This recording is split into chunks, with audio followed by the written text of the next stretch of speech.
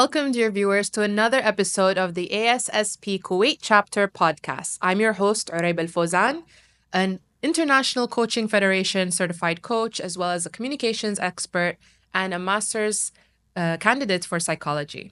Joining me with this evening is our amazing and dynamic engineer, Eng.Noor Al Sadi, who is quite a trailblazer in her field. So please, Noor, tell us a little bit more about yourself. Thank you, Araib. I'm so happy to be here, the ASSP podcast, Kuwait chapter. And I would like to say it's an honor for me to be this term's honorary secretary. So with my background in environmental engineering and a master's in occupational health, I hope my career can at least invite the next generation into an understanding what is HSE and how much they can be the future leaders of tomorrow in this type of field. 100%. I think this topic is going to be quite interesting for our viewers this evening, especially when we're discussing the future generations' interaction and relationship with HSE.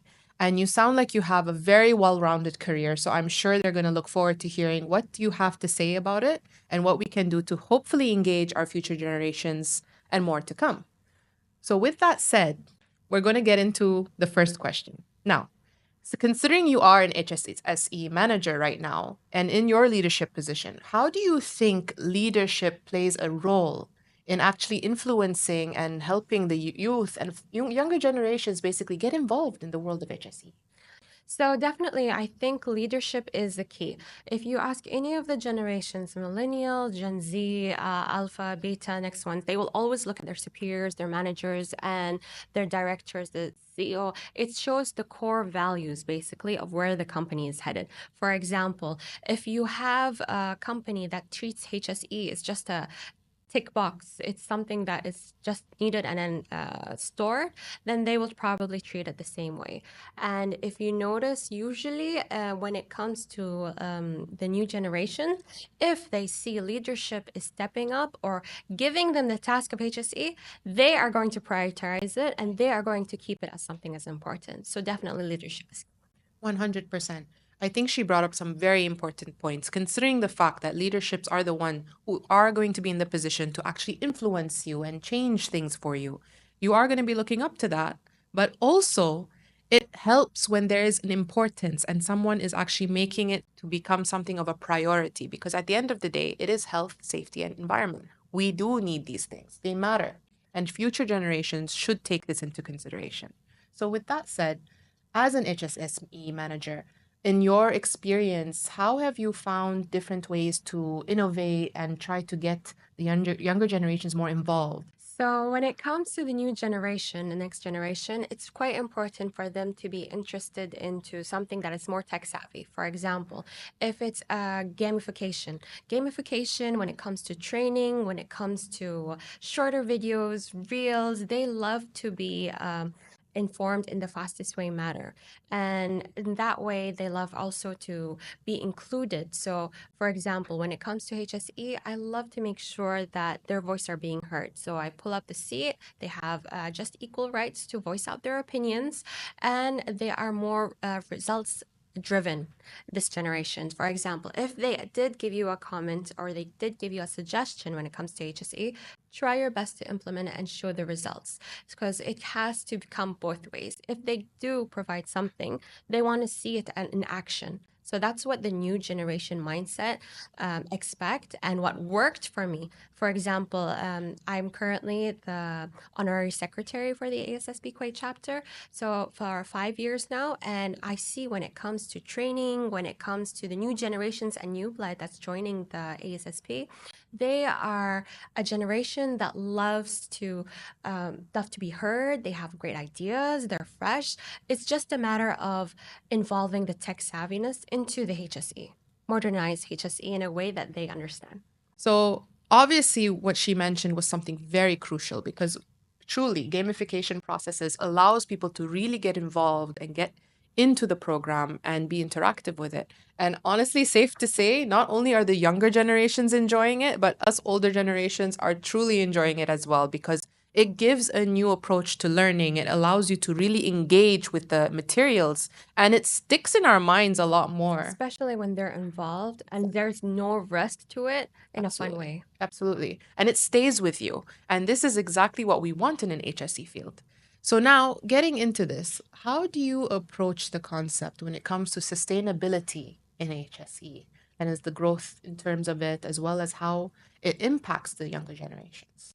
So, Sustainability Development Goals, there are 17 pillars. So, for these 17 pillars and goals, you'll be surprised how much the new generation actually know about it. There's been so many expos around the world in Dubai just made for the focus on shine for the SDGs. So, the SDGs, if you ask any generation, do you care about poverty? Do you care about education? Do you care about pollution? They do, they care. It's just the lack of awareness, the lack of them understanding that they also can impact. So, what I try to do personally, and I've seen other corporations that have done, is that they incorporate sustainability into HSE factors in a way that they can see the impact away. For example, campaigns for reducing waste, collecting waste, and reducing carbon footprint, reducing pollution in plastics, and so many things that HSE can be involvement. It's just a matter of planning, aligning, and engaging with them. You brought up some really interesting points. I mean, when we think about the future and how we can really, really integrate the power of HSE in our youth, we need to think of how we can campaign and let them really be involved in it. And not only that, we take for granted the youth's involvement and interest, which brings me to my next point. Let's play a game of true and false. Absolutely. What do you think? Great. All right. So, first question. The new generation are not as interested in HSE. Sad to say, that is actually true. Oh my.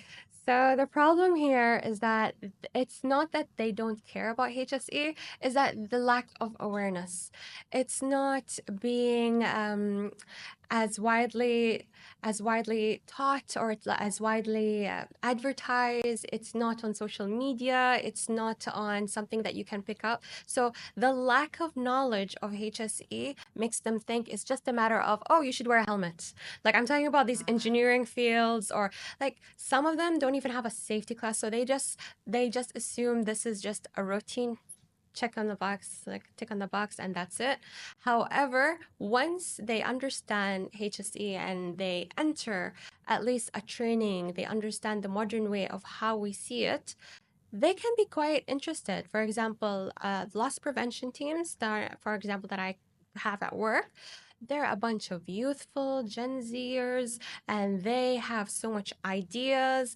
And they would always tell me, before we entered the company, we thought it was about HSE is just wearing a helmet, just wearing your PPE. Oh, wow. All right, let's get to the second one of our true and false game. So, true or false? The traditional HSE methods and approaches are just as well for millennials as well as Gen Zers.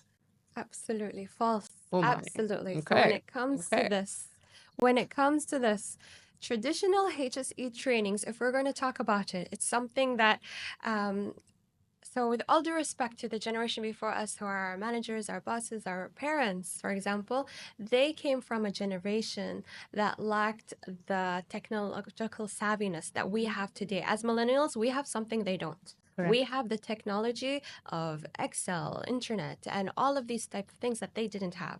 So back then, relying on long dissertations, long papers, library skills, they're dealing. So we're talking about when HSE training before, we're talking about 200, 400 PowerPoint slides to introduce about the safety and hazards, especially if it's oil and gas or construction. We're talking about something that's very long and tedious. Today's generation, they have the span of a reel of That's very something. true. They're a TikTok generation, and I get it. Quick information is something that everybody is excited for. So no, definitely we can't use traditional way of HSE training with today's youth. I actually can see that, considering nowadays the generation today, they're very into the whole instant gratification. And honestly, if it's not interesting, they just continue to scroll. Exactly. So catching the the attention is actually one of the biggest challenges. So they're basically saying that there's no career growth or opportunities in HSE. True or false? So this one, I really strongly believe it's false. Mm. The reason is because there are so many misconceptions. They think it's a dead-end career. It's something that has like it's close to administration work. It's HSE, but HSE is a C. You have the engineering concept, science concept.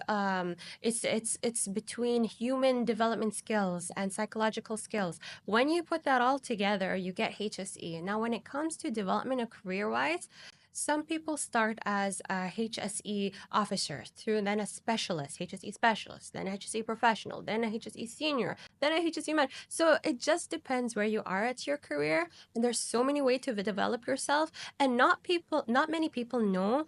However, there are so many successful stories of HSE specialists. Like for example, the CEO of Telsa. Okay, so we're talking about like Elon Musk and everything. Strongly believe in HSE, so they have a strong HSE background.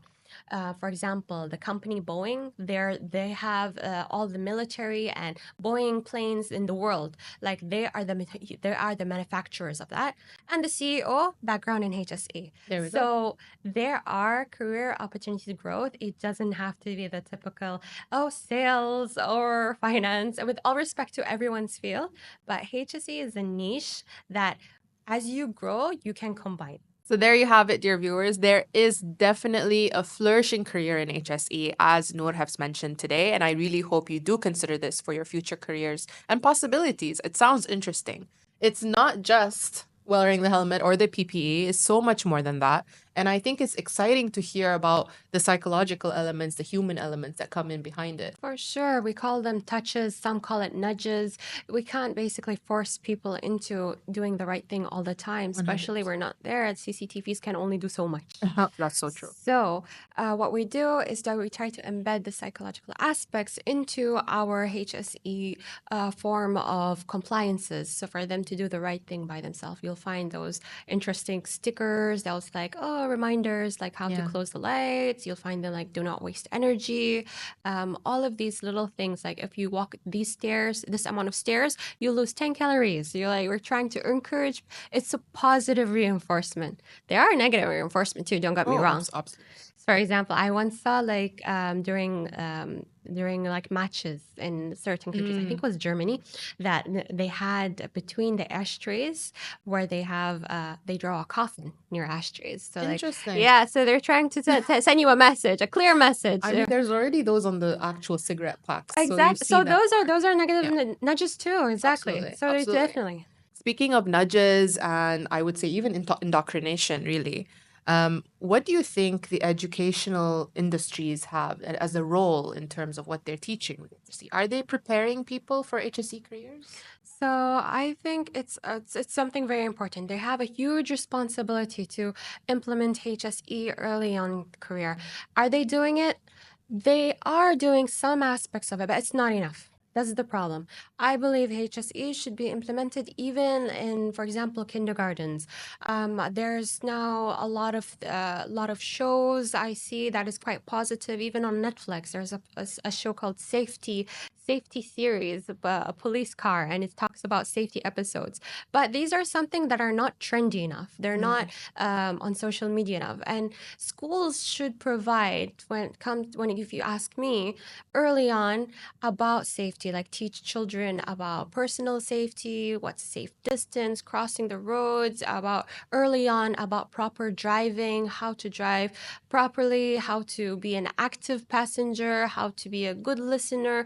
All of these stuff, slowly preparing them into having a safety culture embedded in them. So when they join the workforce, they understand it's more than just a tick box practice. No, it's something that has to do with your safety, your partner's safety, your colleague's safety.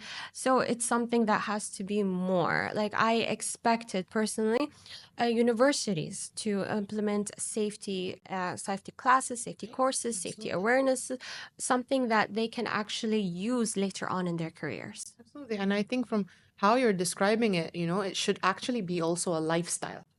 So this is something that we need to engage with people. And this is why it's so critical right now to reach out to the youth, with these messages, simply because this is what's going to pass on to the next generation and so on and so forth, right? So, with that said, thank you so much for having this amazing conversation and sharing your insights. I truly do see that you're going to be playing a big role in terms of being a role model for these future generations to come.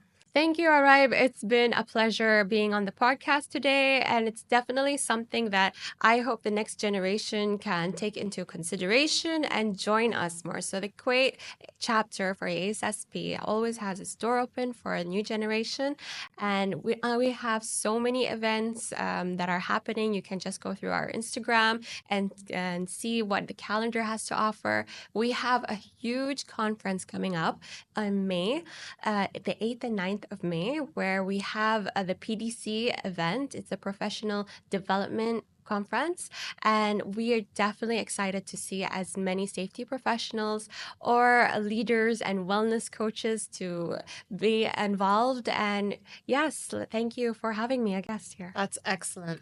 Well, for those of you who are curious about a career in HSE, this would be a great place to actually explore. So, thank you so much for joining us in the ASSP Kuwait Chapter podcast. Those of you who have been tuning in to the next generation of HSE, we really hope you enjoyed today's episode. And if you did, please subscribe to this and hopefully you can join in on the discussions as well. Stay tuned for their future episodes and thank you so much for joining us.